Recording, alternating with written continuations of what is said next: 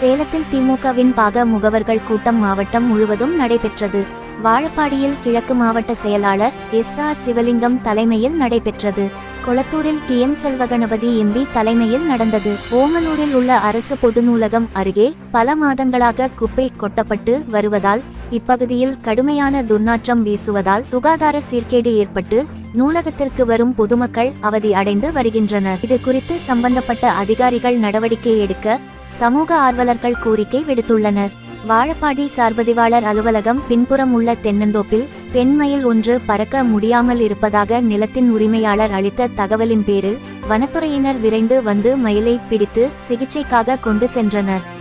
சஷ்டி தினத்தன்று மயிலை மீட்டு காப்பாற்றிய வனத்துறையினருக்கு பொதுமக்களும் முருகபக்தர்களும் நன்றி தெரிவித்தனர்.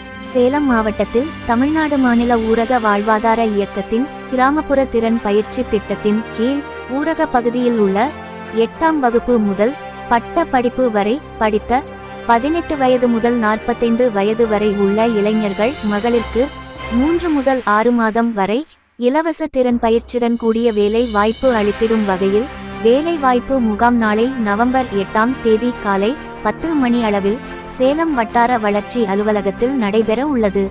பாட்டாளி மக்கள் கட்சியின் சேலம் மாநகர் மாவட்ட செயலாளரும் மேற்கு தொகுதியின் சட்டமன்ற உறுப்பினருமான அருள் இன்று தனது சட்டமன்ற தொகுதி அலுவலகத்தில் பொதுமக்களை சந்தித்து குறைகளை கேட்டு அறிந்தார். கோரிக்கை மனுக்களையும் பெற்றுக்கொண்டார். சாலை பாதுகாப்பு நடவடிக்கைகள் குறித்து காவல்துறை அரசு அதிகாரிகள் மாதாந்திர ஆய்வுக் கூட்டம் ஆட்சியர் பிருந்தாதேவி தலைமையில் மாவட்ட ஆட்சியர் அலுவலகத்தில் இன்று நடைபெற்றது. விபத்துக்கள் ஏற்படும் இடங்களில் தொடர்புடைய அலுவலர்கள் கூட்டாய்வு மேற்கொண்டு எதிர்வரும் காலங்களில் விபத்துக்கள் ஏற்படாமல் இருக்க உரிய நடவடிக்கைகள் எடுக்க வேண்டும் என மாவட்ட ஆட்சியர் அறிவுறுத்தியுள்ளார்.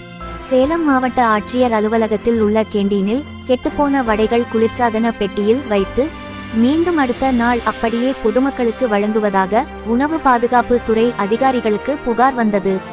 கேண்டீனில் உணவு பாதுகாப்புத்துறை அதிகாரிகள் ஆய்வு செய்து கெட்டுப்போனவடைகள் இருந்தது கண்டுபிடிக்கப்பட்டு கேண்டீனுக்கு 3000 அபராதம் விதித்து நோட்டீஸ் வழங்கி உள்ளனர்.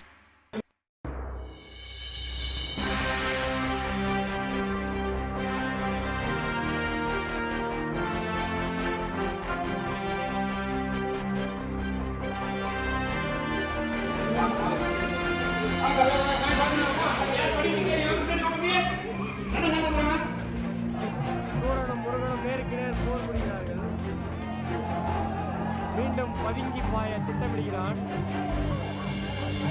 அதை புரிந்து கொண்ட முருகப்பெருமாள் அவரும் நேரம் ஒரு முறை சங்கடத்திற்காக காத்துக் கொண்டிருக்கிறார்.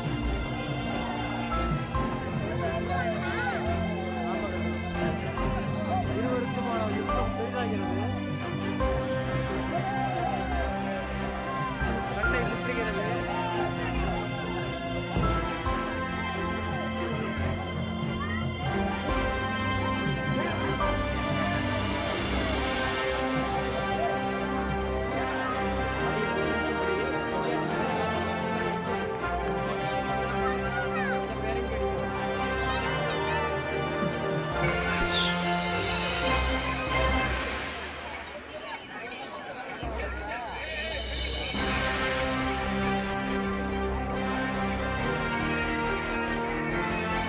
சேலம் நெத்திமேடு துணை மின் நிலையத்தில் மின் பராமரிப்பு பணி நடைபெறுவதால் நாளை 8ஆம் தேதி நெத்திமேடு அன்னதானப்பட்டி மணியனூர் 3 ரோடு செவ்வாய்ப்பேட்டையின் ஒரு பகுதி நரசிம்மன் ரோடு ஆகிய பகுதிகளில் காலை 9 மணி முதல் மதியம் 2 மணி வரை மின் விநியோகம் நிறுத்தப்படுகிறது.